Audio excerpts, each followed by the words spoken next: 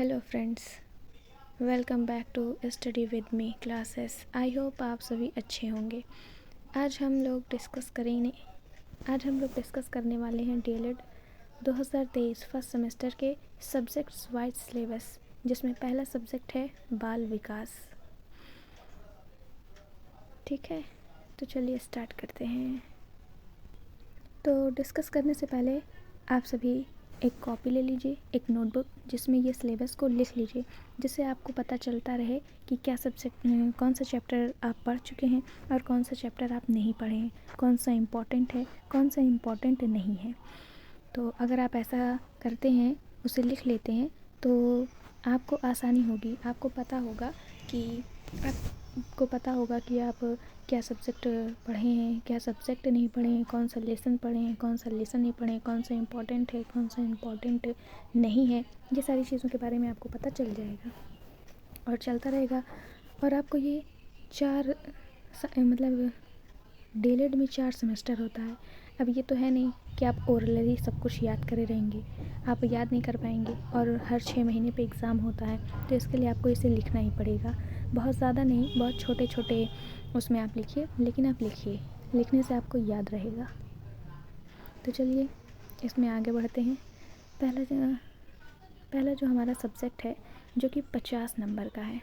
ठीक है, अब इस 50 नंबर में, ये 50 नंबर का होता है, मतलब डीएलएड में जो है 3 सब्जेक्ट ऐसे होते हैं जो 50 नंबर के होते हैं, और बाकी के जो 5 सब्जेक्ट होते हैं वो होते हैं 30 नंबर के होते हैं। ठीक है, तो वो 5 सब्जेक्ट 30 नंबर के होते हैं और 3 सब्जेक्ट जो होते हैं वो 50 नंबर के होते हैं, जिसमें से पहला सब्जेक्ट है वो है बाल विकास। जैसा कि आप देख सकते हैं, वो बाल विकास है। और इसमें बाल विकास में चैप्टर के नंबर में सिर्फ 2 ही चैप्टर हैं, जिसमें से पहला चैप्टर है बाल विकास। अब देखते हैं, इसमें टॉपिक्स हैं जिन्हें आपको पढ़ना है। ठीक है, ये टॉपिक्स जो हैं ये आपके लेसन्स हैं, और ये जो बाल विकास है ये आपका हो गया चैप्टर।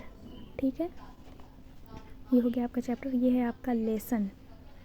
ठीक है, इसमें छोटे छोटे लेसन हैं, ये बहुत ज़्यादा टफ नहीं है और बहुत ज़्यादा इजी भी नहीं है। ये थोड़ा सा टफ, थोड़ा सा इजी है, जैसे 50-50 का कॉम्बिनेशन कह सकते हैं।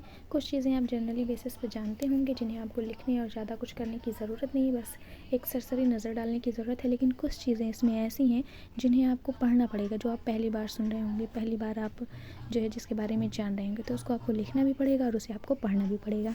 तो चलिए आगे बढ़ते हैं। बाल विकास में देखते हैं कि क्या पढ़ना है आपको। देखिए, यहाँ पे दिया हुआ है बाल विकास का अर्थ, आवश्यकता तथा क्षेत्र।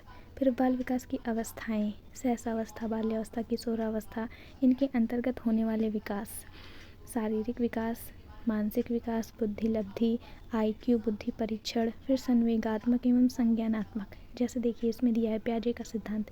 ये आप नहीं सुने होंगे, लेकिन ये इम्पॉर्टेंट भी है और ये हर सेमेस्टर में लगभग पूछ ही लिया जाता है। ठीक है, फिर सामाजिक विकास, भाषा विकास, अभिव्यक्ति क्षमता का विकास, सृजनात्मकता एवं सृजनात्मक क्षमता का विकास।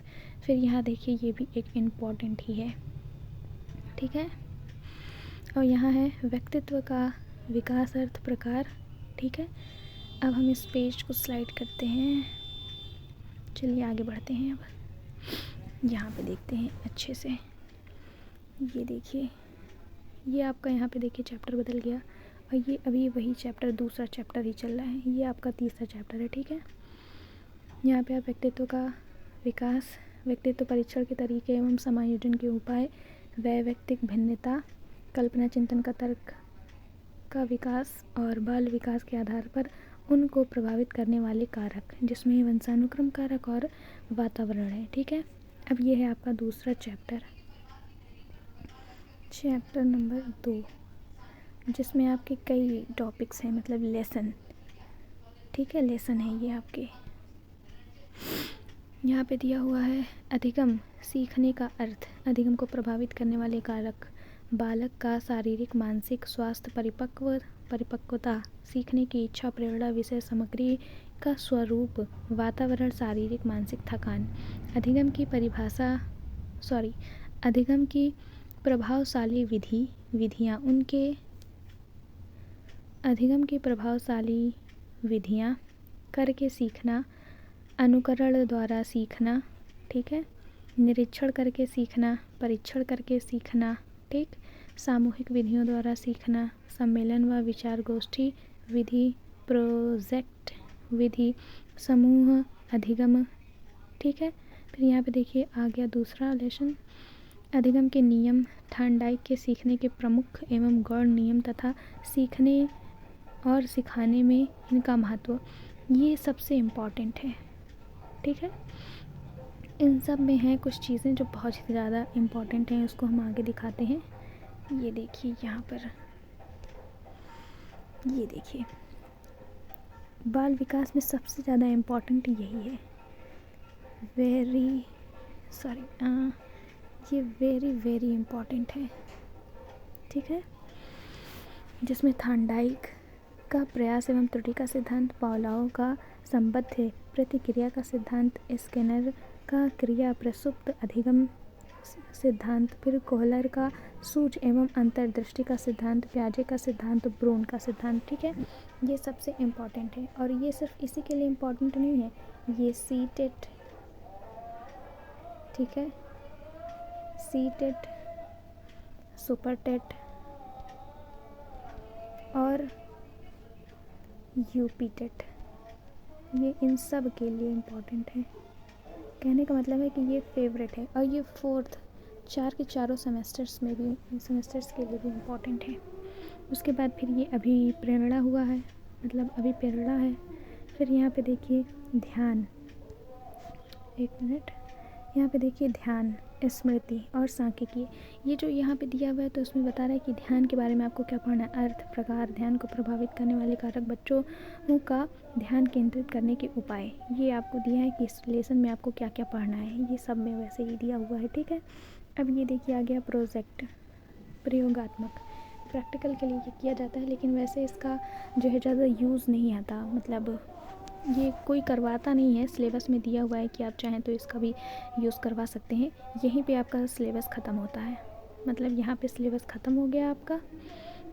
अब इसके आगे जो दिया है वो थोड़ा बेसिक है, ऐसे जर्नली के लिए दिया गया है कि जो स्कूल्स में प्रैक्टिकल के लिए बनवाया जाता है फ़ाइल, तो उसमें आपको क्या बनाए, कैसे बनाए, क्या हो क्या ना हो। अगर टॉपिक दे दिया गया है तब तो अच्छी बात है, लेकिन अगर इन केस टॉपिक नहीं दिया गया तो ये उसके लिए, क्योंकि अक्सर करके स्कूल्स में ज़्यादा पढ़ाई होती नहीं है इन सब चीज़ों के बारे में, जिसकी वजह से जो है बहुत सारे ऐसे बच्चे हैं जिनको प्रॉब्लम होता है कि क्या बनाएं, कैसे बनाएं, जो है कैसे कैसे क्या करें।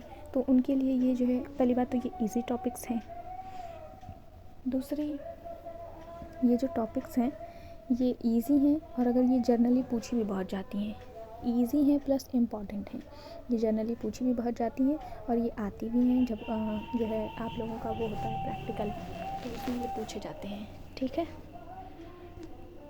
तो ये हो गए आपके कुछ प्रैक्टिकल के टॉपिक, ठीक है। तो आज से हम डायरेक्ट क्लास को स्टार्ट कर दिए हैं। आज सिलेबस बाल विकास का सिलेबस हमने आपसे डिस्कस किया है, तो चलिए एक बार सर से नज़र से देख लेते हैं कि हम इसमें क्या क्या देखें। ये हो गया जो कि एक मॉडल हो गया, और उसके बाद जो है ये कुछ लेसन्स हो गए, जिसमें सबसे इम्पॉर्टेंट लेसन तो यही था, ठीक है, जिसमें सबसे इम्पॉर्टेंट लेसन यही पूरा है, ठीक है, ये हम लोग देख लिए। अब हम देखेंगे आगे कि यहाँ पे देखिए, ठीक है, यही इतना हमारा जो है पूरा सिलेबस हो गया। इसमें ज़्यादा कुछ नहीं है, पूरा मुश्किल से 12 या 13 चैप्टर होंगे, ठीक है, 12 या जो है 13 चैप्टर हैं, मतलब लेसन है, चैप्टर तो इसमें 2 ही दिए हुए हैं। तो आप सभी की क्लासेस अब शुरू हो चुकी हैं और हम आपको हैंड रिटन, प्रॉपर तरीके से हैंड रिटन नोट्स के माध्यम से पढ़ाएंगे, जो कि क्लासेस आपसे 8 से आपकी शुरू हो चुकी हैं, जो कि 8 PM पे स्टार्ट हो जाया करेंगी। 8 PM पे क्लासेस जो है स्टार्ट हो जाएंगी, ठीक है, और हम कोशिश करेंगे कि सारी चीज़ें आपको अच्छे तरीके से प्रोवाइड करें, ठीक है। और और मतलब नोट बनाने के लिए इसलिए कह रहे थे, अगर आप उसे कॉपी में राइट करते हैं, ये सारे सिलेबस को लिखते हैं, तो इससे आपको बहुत ज़्यादा जो है हेल्प मिलेगी एग्ज़ाम टाइम में। जब आपका एग्ज़ाम जो है पास आ जाता है तो बहुत कम समय रहता है रिवाइज़ करने के लिए, तो उस टाइम में, क्योंकि ये सारे सब्जेक्ट्स 3 दिन में ख़त्म हो जाते हैं, 8 सब्जेक्ट के पेपर होते हैं जो 3 दिन में ख़त्म होते हैं, जिसमें से पहले दिन जो है 2 पेपर होता है, फिर उसके बाद 3 पेपर होता है, उसके बाद फिर 3 पेपर होता है, तो इसमें ज़्यादा टाइम नहीं मिलता है कि आप रिवाइज़ कर सकें।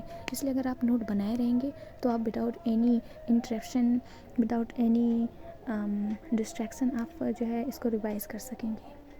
अगर आपको जो है वीडियो अच्छी लगी हो, ये इन्फॉर्मेशन यूज़फुल लगी हो, तो प्लीज़ चैनल को लाइक करिए, सब्सक्राइब करिए और अपने फ्रेंड्स को भी शेयर कर दीजिए, क्योंकि अब से आपकी क्लासेस शुरू हो गई हैं। तो जल्द ही मिलते हैं नेक्स्ट वीडियो में। Okay, bye.